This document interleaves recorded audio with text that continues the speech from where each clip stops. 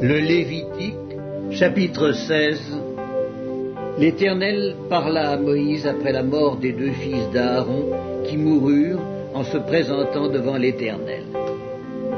L'Éternel dit à Moïse, « Parle à ton frère Aaron afin qu'il n'entre pas en tout temps dans le sanctuaire au-dedans du voile devant le propitiatoire qui est sur l'arche, de peur qu'il ne meure, car j'apparaîtrai dans la nuée sur le propitiatoire. Voici de quelle manière Aaron entrera dans le sanctuaire.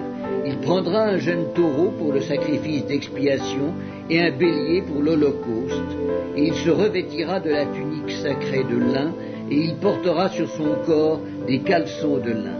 Il se ceindra d'une ceinture de lin, et il se couvrira la tête d'une tiare de lin. Ce sont les vêtements sacrés dont il se revêtira après avoir lavé son corps dans l'eau. Il recevra de l'assemblée des enfants d'Israël 2 boucs pour le sacrifice d'expiation et un bélier pour l'holocauste. Aaron offrira son taureau expiatoire et il fera l'expiation pour lui et pour sa maison. Il prendra les 2 boucs et il les placera devant l'Éternel à l'entrée de la tente d'assignation. Aaron jettera le sort sur les 2 boucs, un sort pour l'Éternel et un sort pour Azazel. Aaron fera approcher le bouc sur lequel est tombé le sort pour l'Éternel et il l'offrira en sacrifice d'expiation. Et le bouc sur lequel est tombé le sort pour Azazel sera placé vivant devant l'Éternel afin qu'il serve à faire l'expiation et qu'il soit lâché dans le désert pour Azazel. Aaron offrira son taureau expiatoire et il fera l'expiation pour lui et pour sa maison. Il égorgera son taureau expiatoire. Il prendra un brasier plein de charbons ardents ôtés de dessus l'autel devant l'Éternel et de 2 poignées de parfums odoriférants en poudre. Il portera ces choses au-delà du voile. Il mettra le parfum sur le feu devant l'Éternel afin que la nuée du parfum couvre le propitiatoire qui est sur le témoignage et il ne mourra point. Il prendra du sang du taureau et il fera l'aspersion avec son doigt sur le devant du propitiatoire vers l'Orient.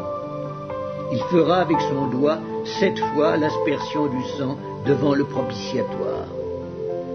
Il égorgera le bouc expiatoire pour le peuple et il en portera le sang comme au-delà du voile.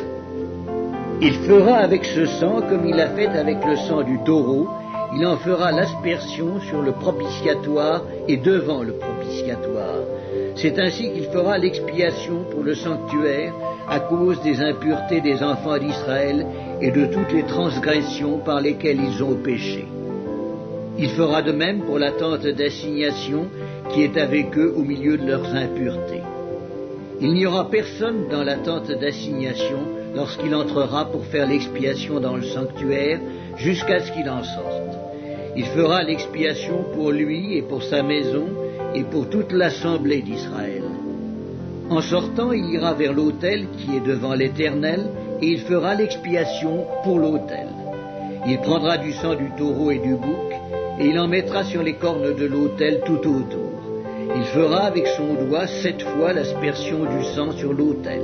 Il le purifiera et le sanctifiera à cause des impuretés des enfants d'Israël.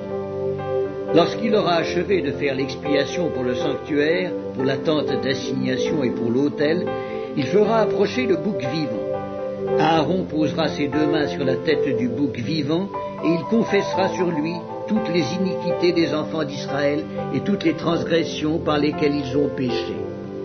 Il les mettra sur la tête du bouc, puis il le chassera dans le désert à l'aide d'un homme qui aura cette charge.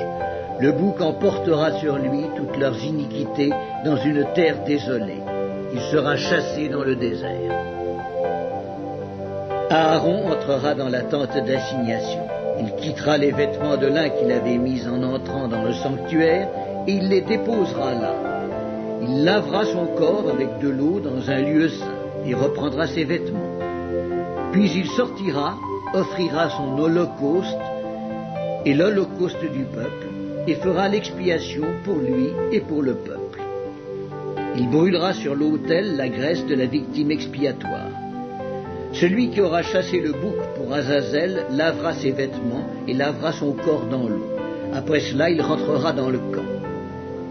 On emportera hors du camp le taureau expiatoire et le bouc expiatoire dont on a porté le sang dans le sanctuaire pour faire l'expiation, et l'on brûlera au feu leur peau, leur chair et leurs excréments. Celui qui les brûlera lavera ses vêtements et lavera son corps dans l'eau. Après cela, il rentrera dans le camp.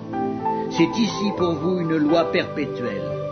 Au 7e mois, le 10e jour du mois, vous humilierez vos âmes, vous ne ferez aucun ouvrage, ni l'indigène, ni l'étranger qui séjourne au milieu de vous. Car en ce jour, on fera l'expiation pour vous, afin de vous purifier. Vous serez purifiés de tous vos péchés devant l'Éternel. Ce sera pour vous un sabbat, un jour de repos, et vous humilierez vos âmes. C'est une loi perpétuelle. L'expiation sera faite par le sacrificateur qui a reçu l'onction et qui a été consacré pour succéder à son Père dans le sacerdoce.